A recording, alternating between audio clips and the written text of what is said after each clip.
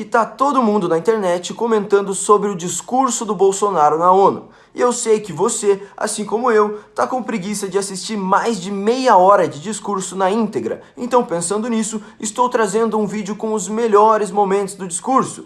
E como funciona aqui no canal, vocês já sabem, ele vai falando o discurso dele, eu pauso e comento a minha visão em cima do que está acontecendo. E você está convidado a comentar a sua visão aqui nos comentários, na área de comentários aqui embaixo. Então, sem mais enrolações, esse é o vídeo que nós vamos ver. Bolsonaro na ONU, melhores momentos do discurso, e bora.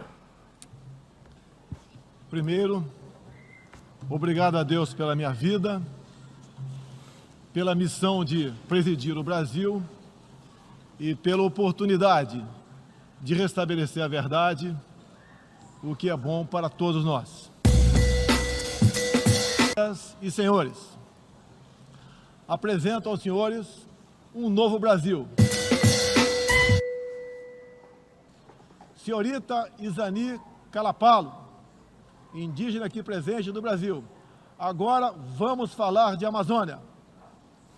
Em primeiro lugar, meu governo tem o compromisso solene com a preservação do meio ambiente e do desenvolvimento sustentável em benefício do Brasil e do mundo. O que isso significa? O meu governo tem um compromisso com o desenvolvimento. Quer dizer que se você mora em qualquer lugar que está sob domínio do governo brasileiro, então o governo tem direito de expropriar você e investir nessa área, que no caso é o meio ambiente. Mas se o governo tivesse compromisso com, sei lá, cavar e tampar buracos, sim, ele poderia fazer isso, porque é isso que um governo é. Ele delimita uma área, cerca essa área, explora as pessoas dessa área e utiliza os recursos dela para fazer o que o governo tem compromisso. Mas eu não vou ficar pausando e criticando a natureza do Estado em si, porque esse é um vídeo mais para ver o que ele vai falar sobre a Amazônia, sobre essas coisas. Mas enfim, eu só quis abrir esse parênteses aqui, que você não tem compromisso nenhum. A Amazônia é das pessoas que moram lá, que juntam o trabalho delas com o que é a Amazônia. Não com pessoas que não tem nada a ver com a história e estão, tipo, do outro lado do Brasil e nem sequer foram na Amazônia nenhuma vez na vida. O Brasil é um dos países mais ricos em biodiversidade e riquezas minerais. Nossa Amazônia é maior que toda a Europa Ocidental e permanece praticamente intocada. Prova de que somos um dos países que mais protege o meio ambiente. Nessa época do ano, o clima seco e os ventos favorecem queimadas espontâneas e também as criminosas. Vale ressaltar que existem queimadas praticadas por índios e populações locais, como parte de sua respectiva cultura e forma de sobrevivência. Problemas qualquer país os tem. Contudo, os ataques sensacionalistas que sofremos por grande parte da mídia internacional, devido aos focos de incêndio na Amazônia, despertaram nosso sentimento patriótico. Não despertou meu sentimento patriótico, muito pelo contrário, mas foi realmente ridículo que a mídia internacional fez, tipo, o Bolsonaro está queimando a Amazônia está queimando por causa que o PT não foi eleito. Era praticamente essa a manchete da mídia. E, nossa, foi vergonhoso, vergonhoso. É uma falácia dizer que a Amazônia é patrimônio da humanidade e um equívoco, como atestam os cientistas, afirmar que a Amazônia, nossa floresta, é o pulmão do mundo. Valendo-se dessas falácias, um ou outro país, em vez de ajudar, embarcou nas mentiras da mídia e se portou de forma desrespeitosa com o espírito colonialista. Questionaram aquilo que nos é mais sagrado, a nossa soberania. Era uma indireta para o Macron, presidente da França, caso você não tenha entendido, porque ele fez alguns comentários sobre a Amazônia e criticando o Brasil, só que ele é um socialista que praticamente destruiu com a França, não tem moral alguma para falar de nenhum outro governo e nem de ninguém. Não pode haver liberdade política sem que haja também liberdade econômica. E vice-versa. O livre mercado, as concessões e as privatizações já se fazem presentes hoje no Brasil. A economia está reagindo. ao romper vícios e amarras de quase 2 décadas de irresponsabilidade fiscal, aparelhamento do Estado e corrupção generalizada. A abertura, a gestão competente e os ganhos de produtividade são objetivos imediatos do nosso governo. Ou seja, o Brasil está quase voltando a crescer, olhando para os fatores econômicos, e nós percebemos isso graças ao enxugamento do Estado. Então é aquela prova. Antes o Estado era grande, tinha irresponsabilidade fiscal, corrupção e várias outras coisas acontecendo, e o Brasil ia cada vez mais para baixo, e agora ele está voltando a crescer, justamente quando se fala de livre mercado, privatizações e liberdade econômica. Então é a tecla que eu venho batendo aqui sempre. Você quer viver num lugar bom? Que esse lugar não tenha um Estado grande, porque aí ele não será bom. E agora ele vai falar de Cuba. Vamos ver. Meu país esteve muito próximo do socialismo, o que nos colocou numa situação de corrupção generalizada, grave recessão econômica, altas taxas de criminalidade e de ataques ininterruptos aos valores familiares e religiosos que formam nossas tradições. Em 2013, um acordo entre o governo petista e a ditadura cubana trouxe ao Brasil 10 mil médicos sem nenhuma comprovação profissional. Foram impedidos de trazer cônjuges e filhos. Tiveram 75% de seus salários confiscados pelo regime e foram impedidos de usufruir de direitos fundamentais como o de ir e vir. Um verdadeiro trabalho escravo, acreditem. Respaldado por entidades de direitos humanos do Brasil e da ONU.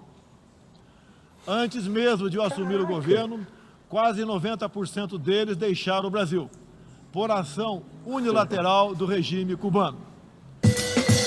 Então ele está falando daquele programa Mais Médicos que a Dilma criou para trazer os médicos de Cuba, enfim. Era basicamente um trabalho escravo, assim como ele disse, o governo de Cuba ele se sente dono dos cidadãos, dos indivíduos que estão sob domínio da máfia, que é o governo de Cuba, e esse programa acabou, enfim, eu esqueci o que eu ia comentar que ele falou ali. Eu ia comentar que eu achei legal que ele xingou o socialismo e a ONU dentro do discurso da ONU. Isso foi bem legal. Foi legal de ver alguém criticar o socialismo dentro da ONU, que é uma organização socialista, cheio de socialistas, chefes de Estado, simplesmente assistindo assim e pensando: nossa, que saudades da Dilma, ela ajudava a gente a destruir com o Brasil. A Venezuela, outrora um país pujante e democrático, hoje experimenta a crueldade do socialismo. É o que a democracia leva. Quem disse que a democracia é uma boa saída? O socialismo está dando certo na Venezuela. Todos estão pobres e sem liberdade. Igualdade é atingida na Venezuela. Todo mundo pobre. Socialismo deu certo. Nossa, por que eu fiz um Hitler aqui? É socialismo. Há pouco, presidentes socialistas que me antecederam desviaram centenas de bilhões de dólares, comprando parte da mídia e parte do parlamento. Tudo por um projeto de poder absoluto. Foram julgados e punidos, graças ao patriotismo, perseverança e coragem de um juiz que é símbolo no meu país, o doutor Sérgio Moro, nosso atual ministro da Justiça e Segurança Pública. A vida é o mais básico dos direitos humanos. Nossos policiais militares eram o alvo preferencial do crime. Só em 2017, cerca de 400 policiais militares foram cruelmente assassinados. Isso está mudando. Medidas foram tomadas e conseguimos reduzir em mais de 20% o número de homicídios nos 6 primeiros meses do meu governo. Durante as últimas décadas, nos deixamos seduzir, sem perceber, por sistemas ideológicos de pensamento que não buscavam a verdade, mas o poder absoluto.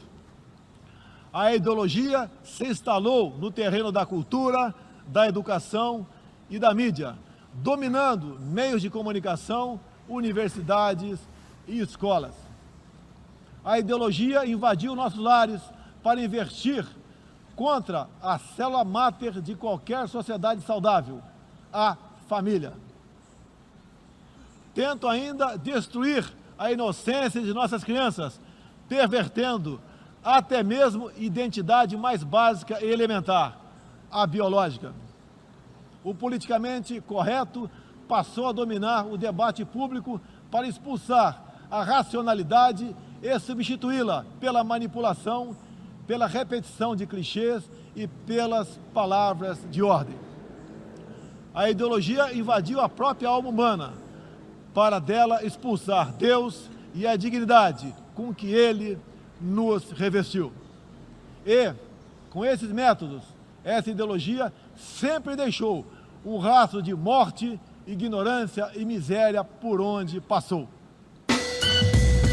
Então aqui ele falou belas verdades. A ideologia seria essa ideia de um Estado grande paternalista, porque foi isso que invadiu o Brasil nos últimos anos, e como isso enfraquece a família, que foi outra coisa que ele falou. O Estado grande, ele simplesmente retira funções que seriam da família, que seriam da sociedade, de organizações voluntárias, de empresas e das próprias comunidades, e delega todas elas ao Estado e faz com que as pessoas tenham que pagar para políticos fazerem essas coisas.